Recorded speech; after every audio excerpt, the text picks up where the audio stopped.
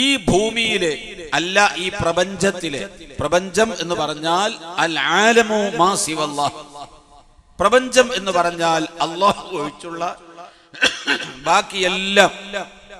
അൽ ആലമു മാ സിവൽ ബാരി തആല, ലോകം എന്ന് പറഞ്ഞാൽ, പ്രപഞ്ചം എന്ന് പറഞ്ഞാൽ അല്ലാഹു ഒഴിച്ച് ബാക്കിയുള്ളതെല്ലാം, അതാണ് പ്രപഞ്ചം.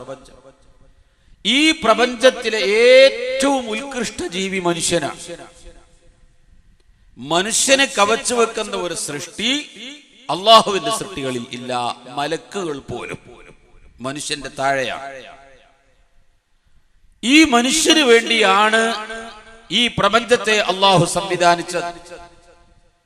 ഖലഖ ലക്കും മാ ഫിൽ അർളി ജമീഅ, ഭൂമിയിലുള്ളത് മുഴുവനും അള്ളാഹു സൃഷ്ടിച്ചത് നമുക്ക് അനുകൂലമായി, ഗുണപരമായ നിലക്കാണ്. ഭൂമിയിലുള്ളതെല്ലാം, ഇവിടെ ഭൂമി എന്ന് പറഞ്ഞത് മുഫസ്സിരീങ്ങൾ പറഞ്ഞു കാണാം, മനുഷ്യൻ സാധാരണ അധിവസിക്കുന്നത് ഭൂമി ആയതുകൊണ്ടാണ് ഖലഖ ലക്കും മാ ഫിൽ അർള് എന്ന് പറഞ്ഞത്, ഭൂമിയിലുള്ളത് എന്ന് പ്രയോഗിച്ചത്. മനുഷ്യൻ സാധാരണ ജീവിക്കുന്നത് ഭൂമിയല്ലേ, അതുകൊണ്ട് അങ്ങനെ പറഞ്ഞതാ. അതേ സമയത്ത് ലോകത്തുള്ളത് മുഴുവനും അള്ളാഹു സൃഷ്ടിച്ചത് മനുഷ്യരായ നമ്മുടെ ഗുണത്തിന് വേണ്ടിയാണ്. ഇത് കഴിഞ്ഞ കാലങ്ങളിൽ ഉസ്താദുമാർ ഓതിക്കൊടുക്കുമ്പോൾ, പരിശുദ്ധ ഖുർആനിന്റെ അർത്ഥം പറയുമ്പോൾ, അള്ളാഹു ഈ ഭൂമിയിൽ സൃഷ്ടിച്ചതൊക്കെ നമ്മുടെ ഗുണത്തിന് വേണ്ടിയാണോ എന്ന് സംശയം തോന്നിപ്പോവും. ആധുനിക ശാസ്ത്രം വളരുമ്പോൾ അള്ളാഹുവിന്റെ ഈ വാക്ക് സത്യമായി പുലർന്നുകൊണ്ടിരിക്കുകയാണ്. സർപ്പത്തിന്റെ വിഷം പോലും മനുഷ്യന്റെ ഗുണത്തിന് വേണ്ടി ഇന്ന് ഉപയോഗിക്കുന്ന ഒരു ലോകത്ത് കൂടുതൽ പ്രസംഗിക്കേണ്ടതില്ല.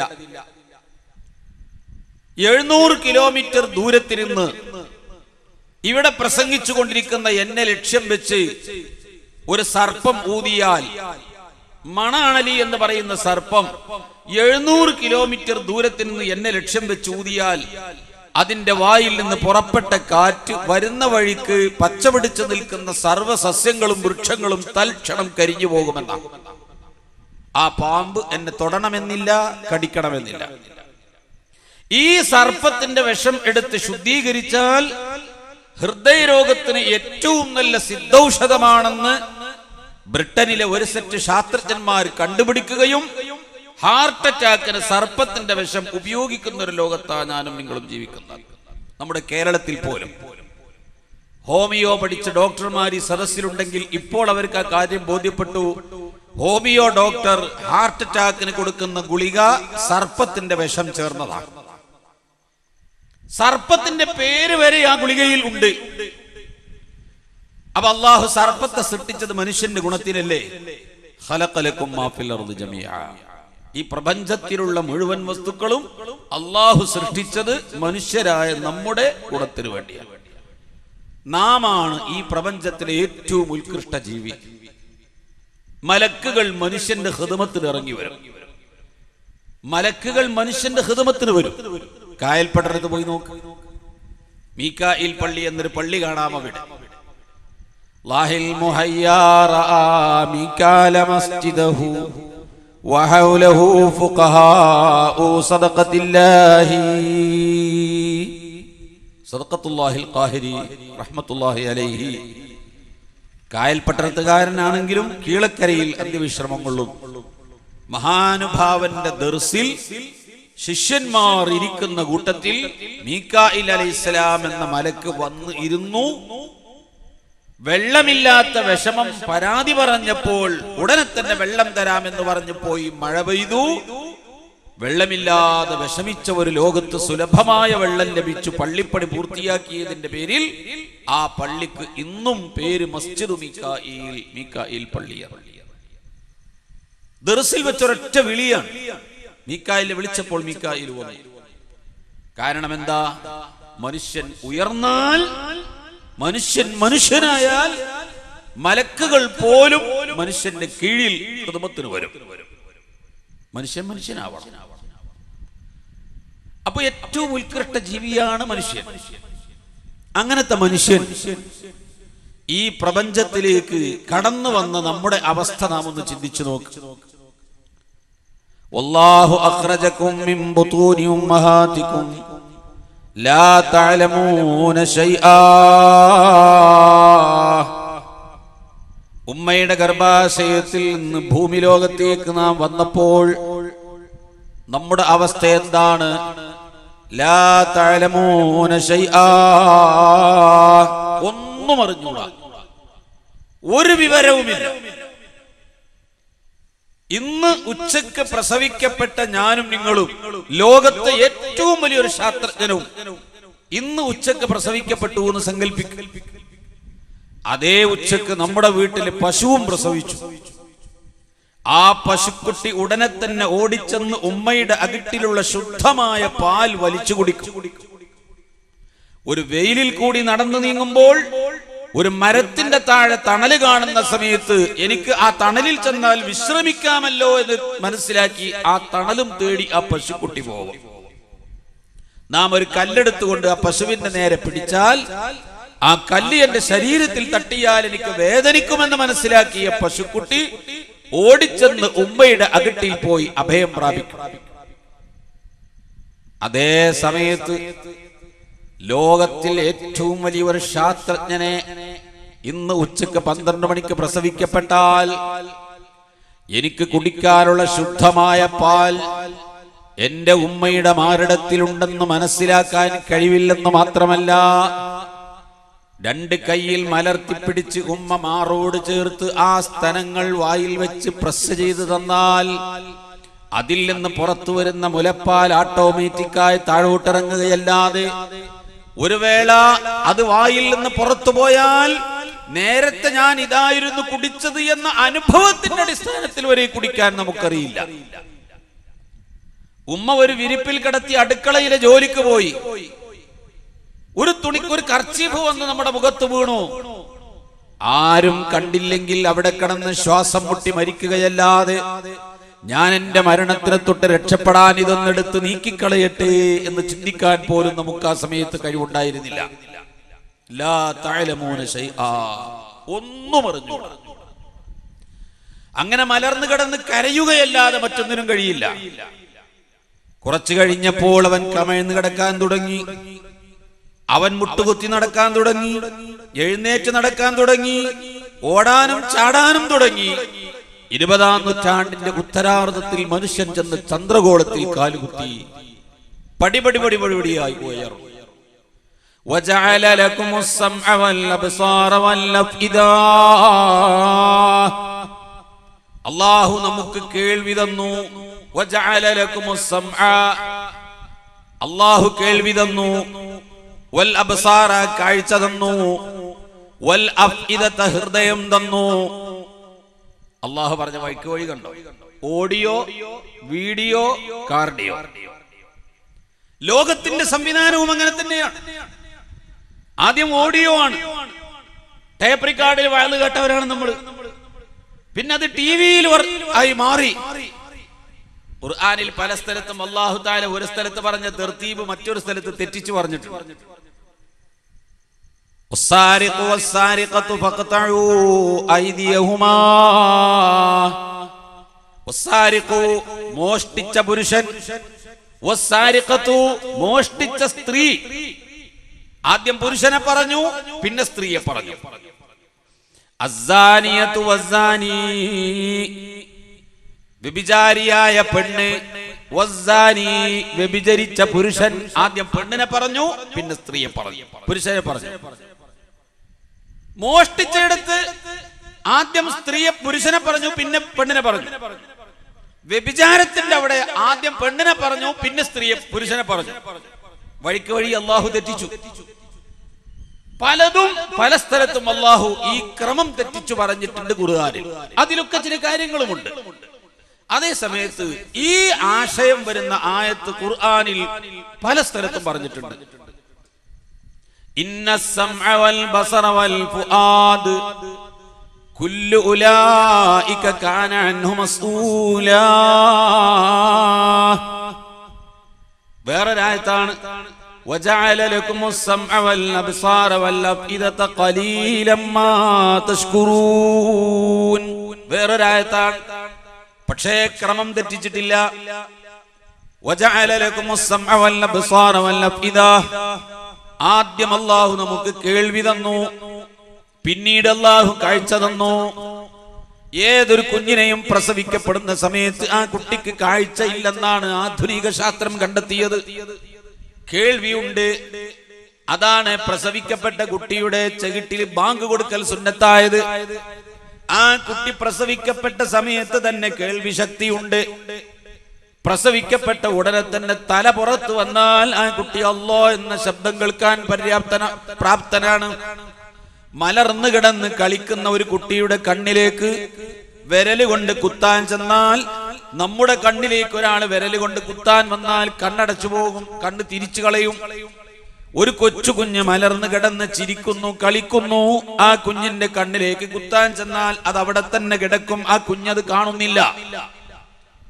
അപ്പോൾ അല്ലാഹു ആദ്യം കേൾവി കൊടുത്തു, പിന്നീട് വൽ അബ്സാറ കാഴ്ച തന്നു, പിന്നീട് കാർഡിയോ പുരോഗതി അല്ലാഹു തന്നു. ഇങ്ങനെ പടിപടിയായി അല്ലാഹു തന്നത്. എന്തിനാണ് അല്ലാഹു ഇങ്ങനെ ചെയ്തതെന്നറിയുമോ? ലഅല്ലകും തഷ്കുറൂൻ. മനുഷ്യൻ ചെന്ന് ചന്ദ്രഗോളത്തിൽ കാലുകുത്തുമ്പോ ആ മനുഷ്യൻ ചിന്തിക്കുന്നു, ഈ പ്രപഞ്ചത്തിലെ ഏറ്റവും ഉത്കൃഷ്ട ജീവി ഞാനാണ്, എന്നെ കവച്ചു വെക്കുന്ന ഒരു സൃഷ്ടിയില്ലെന്ന് മനുഷ്യൻ അഹങ്കരിക്കാൻ സാധ്യതയുണ്ട്. മൃഗങ്ങൾ അഹങ്കരിക്കില്ല, മൃഗങ്ങൾക്ക് അഹങ്കാരമില്ല. പ്രസവ സമയത്ത് തന്നെ ഈ കഴിവുകൾ കൊടുത്താലും ആ മൃഗങ്ങൾക്ക് അഹങ്കാരം വരുന്നില്ല എന്നതുകൊണ്ടാണ് പ്രസവ സമയത്ത് തന്നെ മൃഗങ്ങൾക്ക് അല്ലാഹു കഴിവ് കൊടുത്തത്. മനുഷ്യന് കൊടുക്കാതിരുന്നത്. മനുഷ്യൻ അഹങ്കാര ജീവിയാണ്, അഹങ്കരിക്കും. ചന്ദ്രഗോളത്തിൽ ചെന്ന് മനുഷ്യൻ കാലുകുത്തി, അപ്പോളോ 11 വിജയിച്ചു എന്ന വാർത്ത കിട്ടിയപ്പോ അമേരിക്കയുടെ നാസ, ലോകത്തെ ഏറ്റവും വലിയ ശാസ്ത്രജ്ഞന്മാർ ലോകത്തോട് വിളിച്ചു പറഞ്ഞത്, പ്രപഞ്ചത്തെ ഞങ്ങൾ കീഴടക്കി. അഹങ്കാരമല്ലേ? 11ാമത്തെ അപ്പോളോ വിജയിച്ചു. 13ാമത്തെ അപ്പോളോ തിരിച്ചു വന്നപ്പോ അന്തരീക്ഷത്തിൽ കിടന്ന് 6 പേര് ഓക്സിജൻ ലീക്ക് ചെയ്ത് ചാകാൻ പോവാ. അമേരിക്കയുടെ നാസ ലോകത്തോട് വിളിച്ചു പറഞ്ഞു, മനുഷ്യ സ്നേഹികൾ ദൈവത്തോട് പ്രാർത്ഥിക്കുക, ഞങ്ങളെ കൊണ്ട് കഴിയില്ല.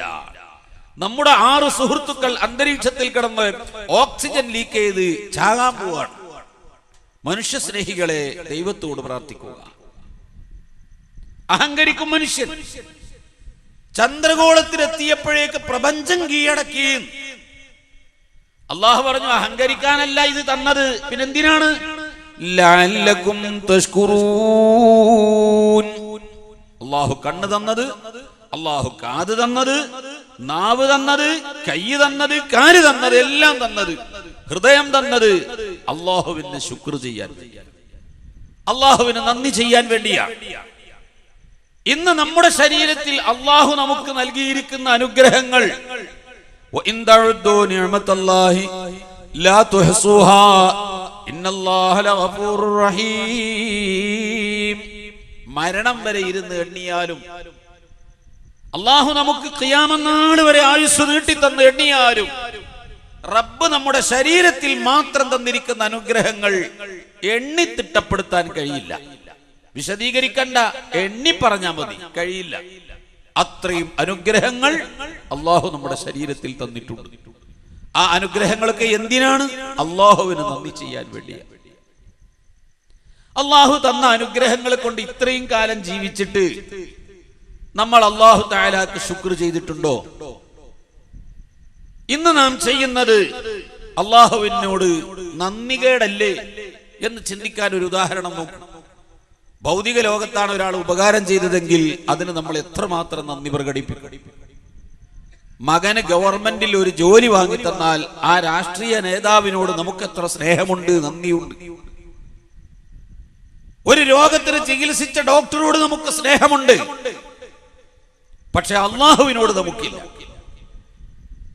സുലൈമാൻ നബി അലൈഹി ഇസ്ലാമിന്റെ ഹദ്റത്തിൽ ഒരു മനുഷ്യൻ വന്നു.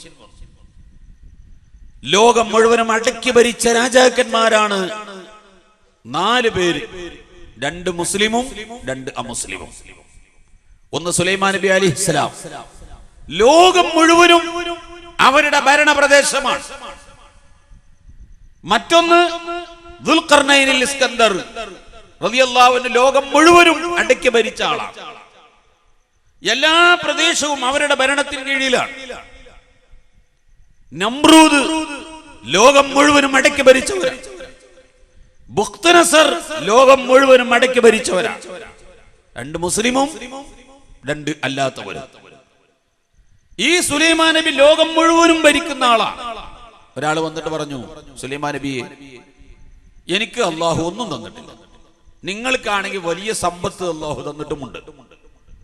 ഈ ഫക്കീറും ദരിദ്രനുമായ എനിക്ക് നിങ്ങൾ എന്തെങ്കിലും തരണം. സുലൈമാൻ നബി അലൈഹി സ്വലാം മനസ്സിലാക്കി, ഇദ്ദേഹത്തിന് അള്ളാഹു കൊടുത്ത നിഅമത്ത് കാണാതെ പോകുന്നവനാണ്. ഇയാളെ വന്ന് തഖ്വയിലേക്ക് കൊണ്ടുവരണം. സുലൈമാൻ നബി പറഞ്ഞു, അള്ളാഹു ഒന്നും തന്നിട്ടില്ല എന്നല്ലേ നീ പറഞ്ഞത്? നിനക്ക് ഞാൻ 50,000 സ്വർണ്ണ നാണയം തരാം. ഇത് കേട്ടപ്പോൾ അയാൾ മുഖം സന്തോഷിച്ചു. 50,000 സ്വർണ്ണ നാണയം കിട്ടില്ലേ?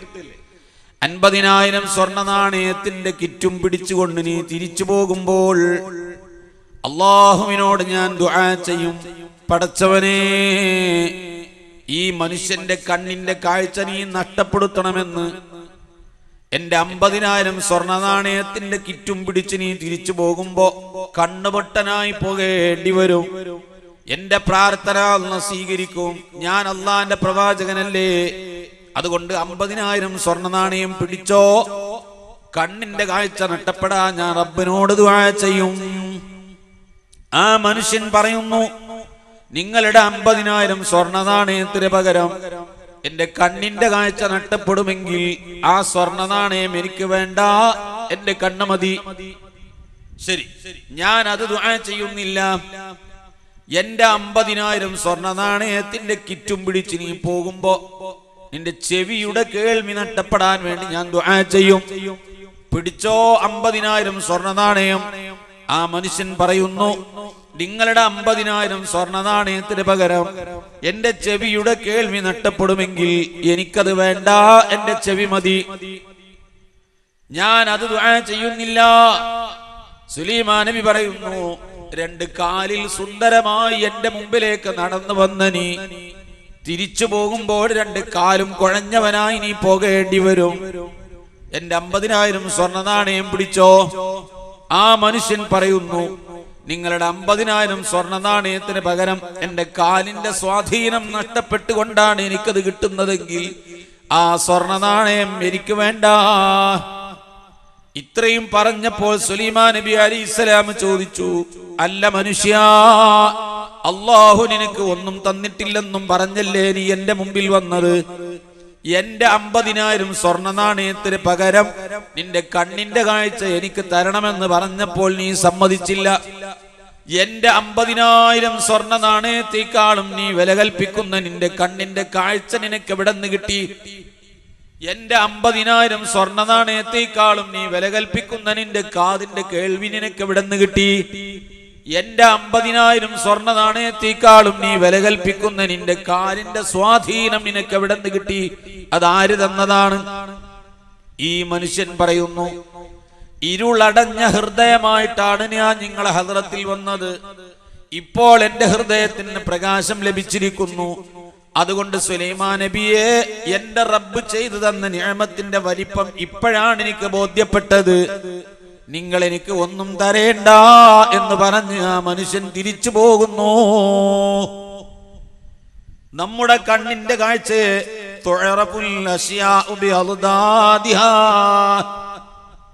ഒരു വസ്തുവിന്റെ വില മനസ്സിലാക്കണമെങ്കിൽ ആ വസ്തു ഇല്ലാതെയാകണം. ഓപ്പോസിറ്റ് കൊണ്ടേ ഒരു മനുഷ്യന്റെ ഒരു വസ്തുവിന്റെ ഗുണം മനസ്സിലാക്കാൻ കഴിയൂ.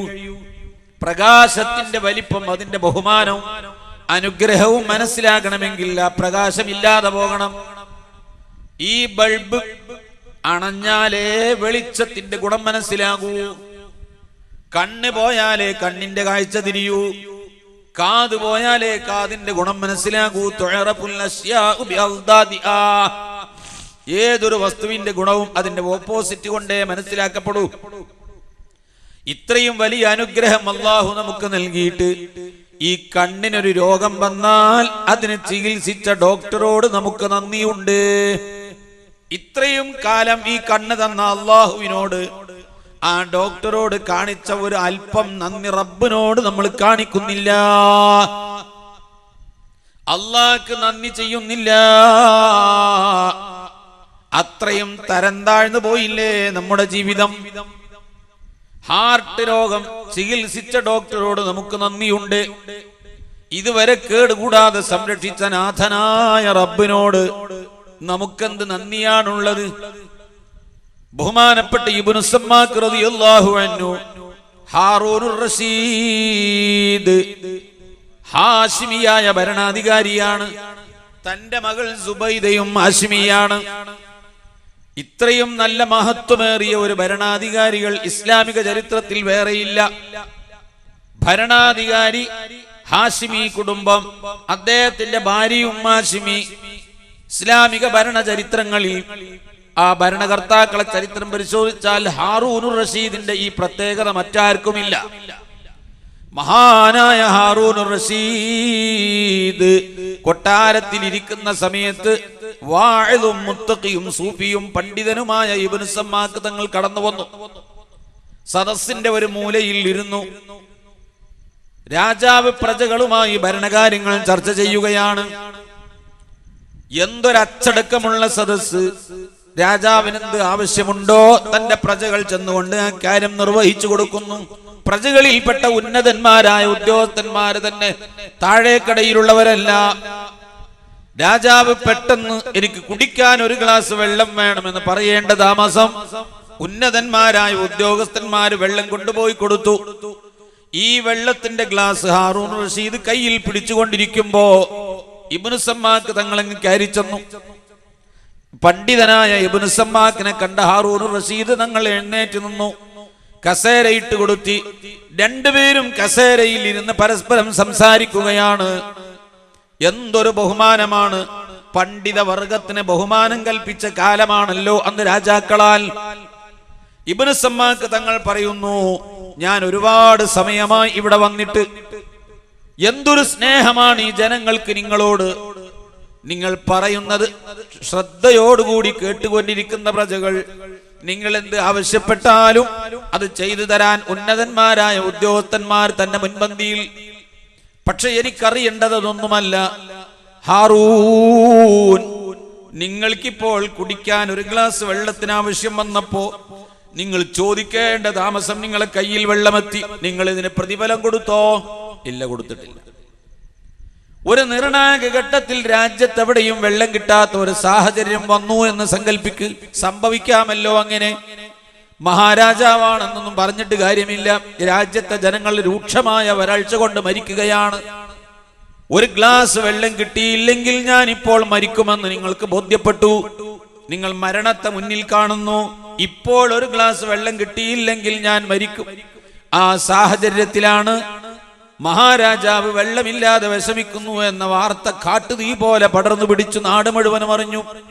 ഒരു പാവപ്പെട്ട മിസ്കീൻ തന്റെ കയ്യിലുള്ള ഒരു ഗ്ലാസ് വെള്ളം കൊണ്ടുവന്ന്, മഹാരാജാവ് മരിക്കരുത്, അങ്ങ് ദാഹിച്ചു വലഞ്ഞിട്ടുണ്ട് എന്നറിഞ്ഞു. എന്റെ കയ്യിൽ എന്റെ കുടുംബത്തിന് വേണ്ടി ഞാൻ സൂക്ഷിച്ച വെള്ളം രാജാവ് കുടിക്കണമെന്ന് പറഞ്ഞ് ആ വെള്ളം നിങ്ങൾക്ക് സമ്മാനിച്ചാൽ, മഹാരാജാവേ, നിങ്ങൾ ആ വെള്ളം വാങ്ങി കുടിക്കുമോ? തീർച്ചയായും കുടിക്കും. അയാൾ വല്ല പ്രതിഫലവും ചോദിച്ചാലോ? കൊടുക്കും. എന്ത് ചോദിച്ചാലും കൊടുക്കും. എന്ത് ചോദിച്ചാലും കൊടുക്കും. നീതിക്ക് വില കൽപ്പിക്കുന്ന ഹാറൂനെ, ആ വെള്ളം ആ ഫക്കീർ തനിക്ക് തരണമെങ്കിൽ ന്യായമായ ഒരു ആവശ്യം അയാൾ നിങ്ങളെ മുമ്പിൽ വെച്ചു. എന്താണ് ആവശ്യം? ഇന്ന് ഹാറൂനുർ റഷീദ് ഭരിച്ചുകൊണ്ടിരിക്കുന്ന ഭരണത്തിന്റെ പകുതി ഭരണം എനിക്ക് വിട്ടുതരണം. ആ പകുതിയുടെ രാജാവായി എന്നെ നിയമിക്കണം. ബാക്കി പകുതിയുമായി താങ്കൾ മുമ്പോട്ട് പോയിക്കോ എന്നാണെങ്കിൽ നീതിക്ക് വില കൽപ്പിക്കുന്ന ഹാറൂനുർ റഷീദ് എന്ത് ചെയ്യും? ആ വെള്ളം വാങ്ങി കുടിച്ച് മരണത്തിൽ നിന്ന് രക്ഷപ്പെടുമോ? അതല്ല, എന്റെ ഭരണം വിട്ടുതരാനാകില്ലെന്ന് പറഞ്ഞ് മരണത്തെ അഭിമുഖീകരിക്കുമോ? ഹാറൂനുർ റഷീദ് പറയുന്നു, ഞാൻ എന്റെ മരണത്തിൽ തൊട്ട് രക്ഷപ്പെടാൻ ഈ വെള്ളം എനിക്ക് അയാൾ തരണമെങ്കിൽ, ഇങ്ങനെ ഒരു ഡിമാൻഡാണ് വെച്ചതെങ്കിൽ തികച്ചും ഞാൻ ആ ഭരണത്തിന്റെ പകുതി അയാൾക്ക് കൊടുത്ത് അതിന്റെ ഭരണാധിപനായി നിശ്ചയിച്ച് ആ വെള്ളം വാങ്ങി കുടിച്ച് ഞാൻ എന്റെ മരണത്തിൽ നിന്ന് രക്ഷപ്പെടും. ബാക്കി പകുതി ഭരണവുമായി മുമ്പോട്ട് പോകും. ശരി, ഇപ്പൊ പകുതിയല്ലേ ഉള്ളൂ? അതെ, പകുതിയേ ഉള്ളൂ. പകുതി ഭരണവുമായി താങ്കൾ പോകുമ്പോ ഈ ഒരു ഗ്ലാസ് വെള്ളം കുടിച്ചത് വയറ്റിലെത്തി. അല്പസമയം കഴിഞ്ഞ് നിങ്ങൾക്കൊരു ചിന്ത മൂത്രിക്കണമെന്ന്. മൂത്രിക്കാൻ വേണ്ടി കക്കൂസിൽ പോയിരുന്ന രാജാവേ മൂത്രം പുറത്തു പോകുന്നില്ല. നോക്കുന്ന സമയം കടച്ചിലും വേദനയുമാണ്, മൂത്രസ്തംഭനമാണ്. ബാത്റൂമിൽ പോയിരുന്നു, കഠിനമായ വേദന കൊണ്ട് രാജാവ് പെടയുന്നു. താനൊരു കിരീടം വെച്ച് വാഴുന്ന രാജാവാണെന്ന പരിസരബോധം മറന്ന് പലതും വിളിച്ചു പറയാൻ തുടങ്ങി. ആളുകൾ വന്ന് പിടിച്ചു വെച്ചില്ലെങ്കിൽ ആത്മഹത്യക്കുള്ള ശ്രമമാണ്. വസ്ത്രമൊക്കെ എവിടെയോ ഉരിഞ്ഞു പോയിരിക്കുന്നു. ഈ വാർത്ത കേട്ട് ഒരു ഡോക്ടർ വന്നിട്ട്, എന്റെ കയ്യിൽ ഒരു ഡോസ് മരുന്ന്, അതങ്ങ് കഴിച്ചാൽ ആ കെട്ടി നിൽക്കുന്ന മൂത്രം പുറത്തോട്ട് പോകും. ഭാവിയെ കുറിച്ചൊന്നും ഞാൻ പറയില്ല, ഇപ്പോഴുള്ള വിഷമത്തിൽ നിന്ന് രക്ഷപ്പെടാം. ആ മരുന്ന് വാങ്ങി താങ്കൾ കഴിക്കുമോ? മരണം മുന്നിൽ ഉറപ്പിച്ച ഞാൻ ആ മരുന്ന് വാങ്ങി കഴിക്കുമെന്നതിൽ ഒരു സംശയവും.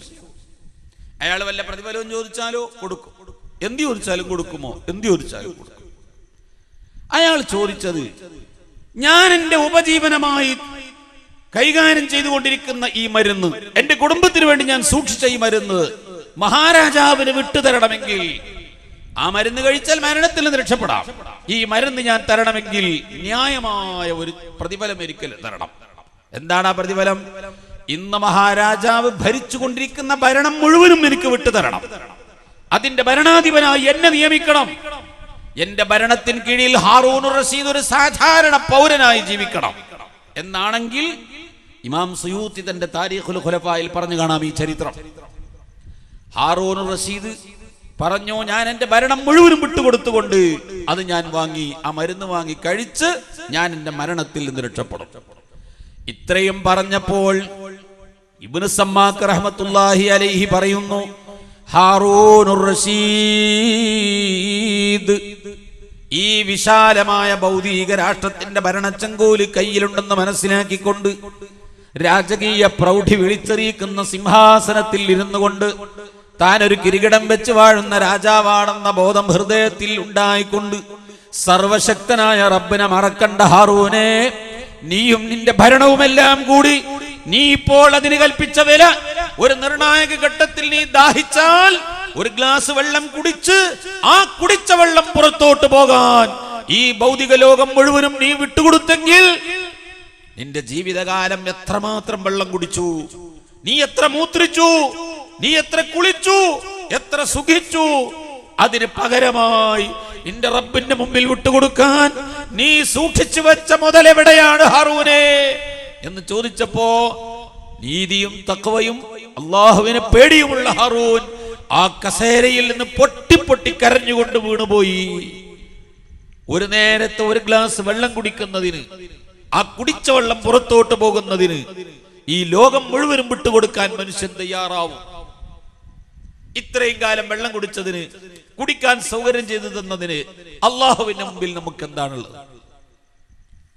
മൂത്രിച്ചത് സുഖമായി പുറത്തു പോന്നാൽ ഒരു നന്ദി വാക്ക് പറയാൻ നമ്മൾ തയ്യാറാണോ? കക്കൂസിൽ പ്രവേശിക്കുമ്പോ ഒരു ദിക്ർ സുന്നത്ത്, ബിസ്മില്ലാഹി അല്ലാഹുമ്മ ഇന്നി അഊദു ബിക മിനൽ ഖുബതി വൽ ഖബായിസ്. കക്കൂസിൽ നിന്ന് പുറത്തു പോരുമ്പോൾ ഒരു ദിക്റുണ്ട്, ഉഫ്രാനക അൽഹംദുലില്ലാഹില്ലദീ അദ്ഹബ അന്നിൽ അദാ വഅഫാനി. എന്താ അതിന്റെ അർത്ഥം? സുഖമായി മൂത്രമൊഴിക്കാൻ സൗകര്യം ചെയ്തു തന്ന അല്ലാഹുവേ നിനക്ക് നന്ദി, നിനക്കാണ് സർവസ്തുതിയും.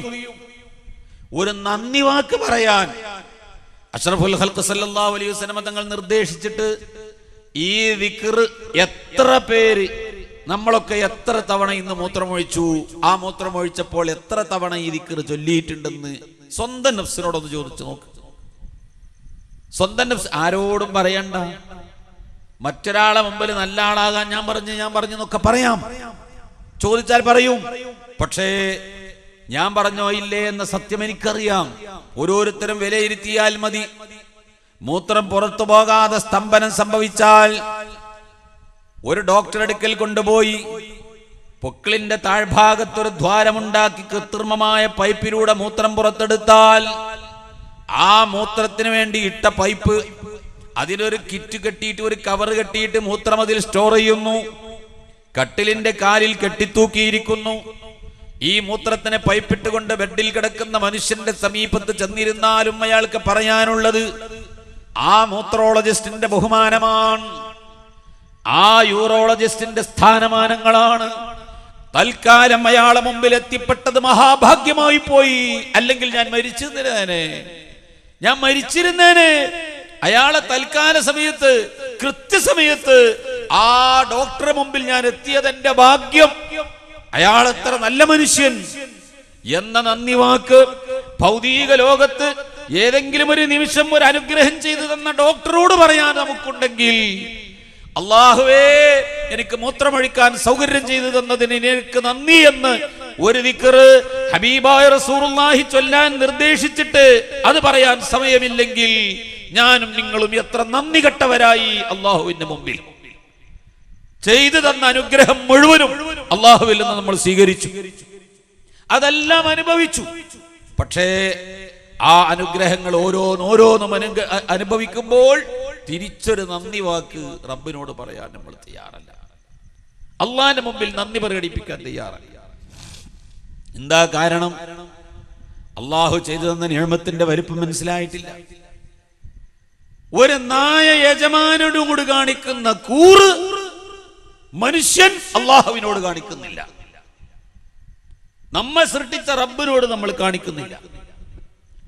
ബഹുമാനപ്പെട്ട അബൂ യസീദുൽ ബിസ്താമി റളിയല്ലാഹു അൻഹുവിനോട് ഒരാൾ വന്നിട്ട് പരിഹാസ രൂപത്തിൽ ചോദിച്ചു, അബൂ യസീദേ, നിന്റെ മുഖത്തുള്ള താടിയിൽ കിടക്കുന്ന ഈ രോമമാണോ നല്ലത്, ഈ പട്ടിയുടെ വാലിൽ കിടക്കുന്ന രോമമാണോ നല്ലത്? അബൂ യസീദുൽ ബിസ്താമി റളിയല്ലാഹു അൻഹു പറഞ്ഞു, എന്താ സംശയം? ആ പട്ടിയുടെ വാലിൽ കിടക്കുന്ന രോമമാണ് എന്റെ മുഖത്തുള്ള താടി രോമത്തേക്കാൾ നല്ലത്. എന്താ കാരണം? ആ പട്ടി യജമാന ഭക്തിയുണ്ട്, ഞാൻ എന്റെ യജമാനന് നന്ദിയില്ലാത്തവനാണ്. ഇത് പറഞ്ഞപ്പോൾ കാര്യം ബോധ്യപ്പെട്ട തന്നെ പരിഹസിക്കുന്ന ശത്രു തന്റെ മുമ്പിൽ വന്ന പരിഹാസ രൂപത്തിൽ ചോദിച്ച മനുഷ്യൻ അബൂ യസീദുൽ ബിസ്താമിയുടെ നെറ്റത്തടത്തിൽ മുത്തം കൊടുത്തുകൊണ്ട് തിരിച്ചുപോയി. അയാളുടെ ഹൃദയത്തിന് തഖ്വ കിട്ടാൻ അത് കാരണമായി. സൽമാനുൽ ഫാരിസ് റളിയല്ലാഹു അൻഹു ഒരു വയൽ വരമ്പിലേക്ക്, ഒരു കൃഷിയിടത്തിലേക്ക് പ്രവേശിച്ചപ്പോൾ ആ വരമ്പിലൂടെ നടന്നു വരുമ്പോ സൽമാനുൽ ഫാരിസ് തങ്ങൾ ഇവിടെ നിന്ന് അങ്ങോട്ടും പോവുകയാണ്. ഇങ്ങോട്ട് വരുന്ന സമയത്ത് ഒരാൾക്ക് നടന്നു പോകാൻ മാത്രമുള്ള വഴി, അപ്പുറത്തിരുന്ന് ഒരു പട്ടി ഇങ്ങോട്ട് വന്നു. ആ പട്ടിയെ കണ്ട സമയത്ത് സൽമാനുൽ ഫാരിസി വഴിമാറി കൊടുത്തു. ആ പട്ടിക്ക് പോകാൻ സൗകര്യം ചെയ്തു കൊടുത്തു. സ്വഹാബത്ത് ചോദിച്ചു, അല്ല സൽമാനെ, ഒരു പട്ടിക്കാണോ നിങ്ങൾ വഴിമാറി കൊടുക്കുന്നത്? അതെ, പട്ടിക്കാണ് ഞാൻ വഴിമാറി കൊടുക്കുന്നത്. എന്തിനാ വഴിമാറി കൊടുക്കുന്നത്? ബഹുമാനിച്ചിട്ടല്ലേ വഴിമാറി കൊടുക്കുന്നത്? അതേ, ആ പട്ടിക്ക് വേണ്ടി ഞാൻ വഴിമാറി കൊടുത്തിരിക്കുകയാണ്. എന്താ കാരണം? ആ പട്ടി എന്നേക്കാൾ നല്ലവനാകാം. അള്ളാഹുവിന്റെ വിചാരണ കഴിഞ്ഞ് പരലോകത്ത് സിറാത്ത് പാലം കടന്ന് അക്കരെ എത്തിയാൽ, സ്വർഗത്തിലേക്ക് കടന്നാൽ തിരിഞ്ഞു നിന്നിട്ട് ഈ പട്ടിയോട് ഞാൻ പറയും, എടാ പട്ടി, നിന്നേക്കാൾ നല്ലവൻ ഞാനാണ്. അതല്ല, ആ സിറാത്ത് പാലത്തിൽ നിന്ന് കാൽ വഴുതി താഴോട്ട് വീണുപോയെങ്കിൽ എന്നേക്കാൾ നല്ലവൻ ആ പട്ടിയാണ്. കാരണം ആ പട്ടി യജമാന ഭക്തിയുള്ള ജീവിയാണ്. ഞാനോ യജമാനനോട് നന്ദികേട് കാണിച്ച് നരകത്തിൽ പോകേണ്ടി വന്നവനാണ്. ആ പട്ടി തന്റെ യജമാനനോട് കാണിച്ച കൂറ് ഞാൻ എന്റെ റബ്ബിനോട് കാണിച്ചില്ല. അതുകൊണ്ടല്ലേ ഞാൻ നരകത്തിൽ പോകേണ്ടി വന്നത്. അതുകൊണ്ടാണ് ഞാൻ ഇപ്പോൾ ഈ പട്ടിക്ക് വഴി മാറിക്കൊടുത്തത്. ബഹുമാനപ്പെട്ട സൽമാനുൽ ഫാരിസി റളിയല്ലാഹു അൻഹു പറയുന്നു. സ്വഹാബത്ത് ചോദിച്ചു, അല്ല സൽമാനെ, ഒരു പട്ടിക്കാണോ നിങ്ങൾ വഴിമാറി കൊടുക്കുന്നത്? അതെ, പട്ടിക്കാണ് ഞാൻ വഴിമാറി കൊടുക്കുന്നത്. എന്തിനാ വഴിമാറി കൊടുക്കുന്നത്? ബഹുമാനിച്ചിട്ടല്ലേ വഴിമാറി കൊടുക്കുന്നത്? അതേ, ആ പട്ടിക്ക് വേണ്ടി ഞാൻ വഴിമാറി കൊടുത്തിരിക്കുകയാണ്. എന്താ കാരണം? ആ പട്ടി എന്നേക്കാൾ നല്ലവനാകാം. അള്ളാഹുവിന്റെ വിചാരണ കഴിഞ്ഞ് പരലോകത്ത് സിറാത്ത് പാലം കടന്ന് അക്കരെ എത്തിയാൽ സ്വർഗത്തിലേക്ക് കടന്നാൽ തിരിഞ്ഞു നിന്നിട്ട് ഈ പട്ടിയോട് ഞാൻ പറയും, എടാ പട്ടി, നിന്നേക്കാൾ നല്ലവൻ ഞാനാണ്. അതല്ല, ആ സിറാത്ത് പാലത്തിൽ നിന്ന് കാൽ വഴുതി താഴോട്ട് വീണുപോയെങ്കിൽ എന്നേക്കാൾ നല്ലവൻ ആ പട്ടിയാണ്. കാരണം ആ പട്ടി യജമാന ഭക്തിയുള്ള ജീവിയാണ്. ഞാനോ യജമാനനോട് നന്ദികേട് കാണിച്ച് നരകത്തിൽ പോകേണ്ടി വന്നവനാണ്. ആ പട്ടി തന്റെ യജമാനനോട് കാണിച്ച കൂറ് ഞാൻ എന്റെ റബ്ബിനോട് കാണിച്ചില്ല. അതുകൊണ്ടല്ലേ ഞാൻ നരകത്തിൽ പോകേണ്ടി വന്നത്. അതുകൊണ്ടാണ് ഞാൻ ഇപ്പോൾ ഈ പട്ടിക്ക് വഴി മാറിക്കൊടുത്തത്. ബഹുമാനപ്പെട്ട സൽമാനുൽ ഫാരിസി റളിയല്ലാഹു അൻഹു പറയുന്നു.